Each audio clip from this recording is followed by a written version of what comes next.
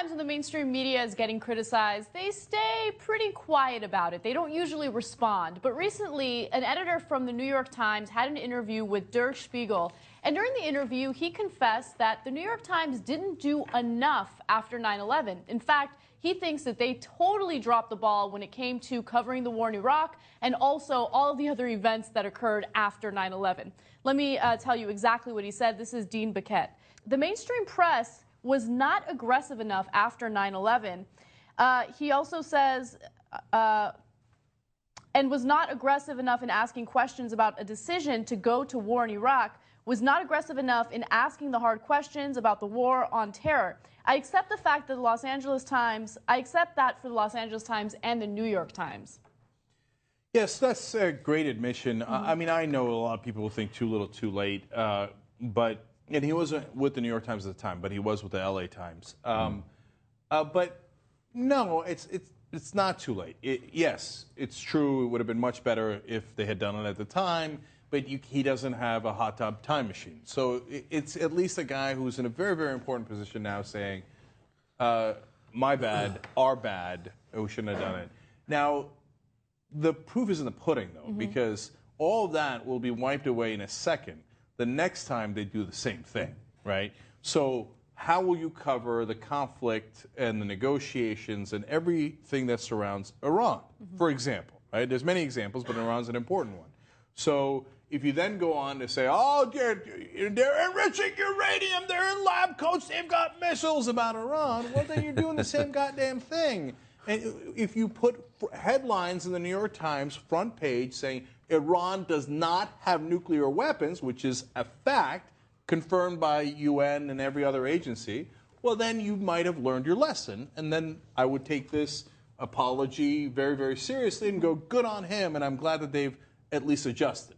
Yeah, it would be worse if they didn't change their behavior after this very candid interview. And he talks about how the New York Times used to be the go-to place when someone wanted to leak a story or leak information, and that's not what happened with Edward Snowden and the NSA leak in 2013. He talks about that in this interview, and you can tell that he's kind of hurt by it. He says, does it make me nervous that they compete with us and, in fact, beat us on the Snowden story? Yes, and he's specifically talking about The Guardian. He was upset that, or I should say disappointed, that Edward Snowden went to The Guardian, Glenn Greenwald specifically, instead of going to the New York Times. He said it hurt a lot. It meant two things. Morally, it meant that somebody with a big story to tell didn't think we were the place to go, and that's painful. And then it also meant that we got beaten on what was arguably the biggest national security story in many, many years.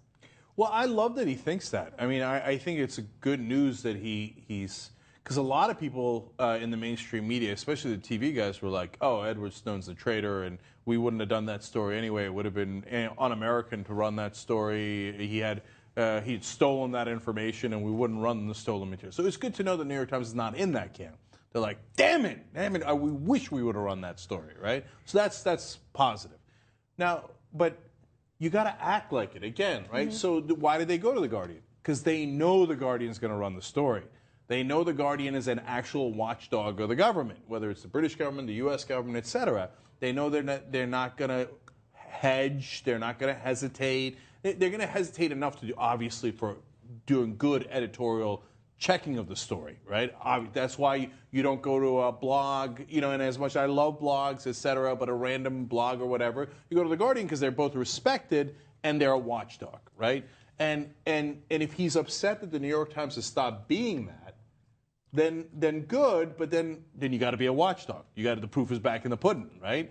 And the reality is, in 2004, the New York Times held a story about the government spying on us, right?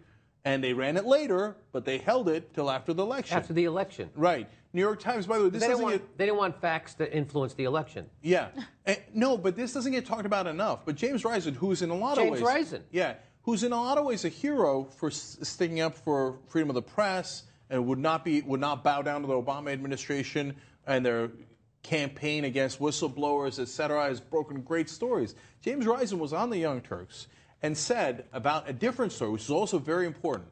And you should go back and read that story. It's amazing. And New York Times had a story about how we chose not to pursue bin Laden in Afghanistan. Okay, we had him cornered in Tora Bora. They have all the facts on it. They got sources from inside the U.S. military. They asked Don Rumsfeld for permission to pursue bin Laden. Our guys did, right? And there was a general in the area. He said, I got thousands of troops ready to go. Can I pursue? And Rumsfeld said, no, do not pursue him. Okay? That was in the New York Times. They had it before the election. They held it till after the 2004 election. James Risen was on the Young Turks, and he said, oh, we held it because we didn't want it to be political. Mm-hmm. Okay, but no. Political holding it. No, you made a political decision by holding it. Mm-hmm. If you have the facts and you've confirmed the facts, you run it the minute it's confirmed. And because it's political either way. Actually, it's not even political either way. It's the facts if you run it at the time you are ready to run it. Mm-hmm. The minute you say, I'm going to hold it, then you've made it political. Then you're saying, I don't want the American people to know that the Republicans, or whatever you think that they're going to assume from that Rumsfeld, Cheney, whoever it might have been, Bush, chose not to pursue bin Laden. I don't want them to know that. And why, you're liberal bias, you're against the government, all that stuff. But it worked because it got inside the head of the New York Times, right? That's why they held those stories. Mm-hmm. That's why Snowden didn't go to the New York Times. The proof is in the pudding. So now if they change that, I would be ecstatic. But so far, I haven't seen a sea change. Mm-hmm. I mean, in the stories about Iran, there's a lot of, it's scary, uranium, etc. Give me good headlines. They don't have it. They don't have nuclear weapons, right? Now, it's not to say that you don't put into the story, okay, now, if they were to go through the process and they enrich the uranium, which they don't have, which they don't have the materials, they haven't enriched it to the point where they could make it a weapon, they don't have a missile that could reach America, and you make all that clear, and then you give the full context and the facts. That's what we want. We don't want you to color. We don't want you to play politics, left or right. But a lot of times they go, and then they give you what the government wants you to see. That's why Snowden didn't go to you. James Risen also, correct me if I'm wrong, Cenk, did not James Risen also tell us about the story that he broke about the CIA trying to give fake plans to how to build nuclear bombs to Iran? Mm-hmm. And so he got this information, and the New York Times would not print it. So that's why he put it in a book, right? This is all correct, right? Mm-hmm. So that's another story. So it's not only that story that you just mentioned, it's the other story about them screwing up with Iran, actually helping. The CIA actually ended up helping them with their nuclear program by trying to screw them over, which that didn't work. And this guy wanted to tell us about it in the New York Times, and they said no. So they were the shittiest they were, and look, remember what they did with WikiLeaks? Right, so I mean, there's no doubt why Edward Snowden wouldn't go to the New York. I wouldn't go to the New York Times. We just did a story on Sherman's March for the series I'm working on, and Sherman is the one who said war is hell. Preceding that quote, he says war is moonshine, that you get drunk on it, that you get intoxicated, and when you wake up after you have kind of a hangover. Newspapers and those who write for newspapers, journalists, just generally making this broad sweep, we expect them to be sober during times of war, when feelings of patriotism, 9/11, the reverberation of that and the shockwaves of that had all of us kind of just like, what just happened?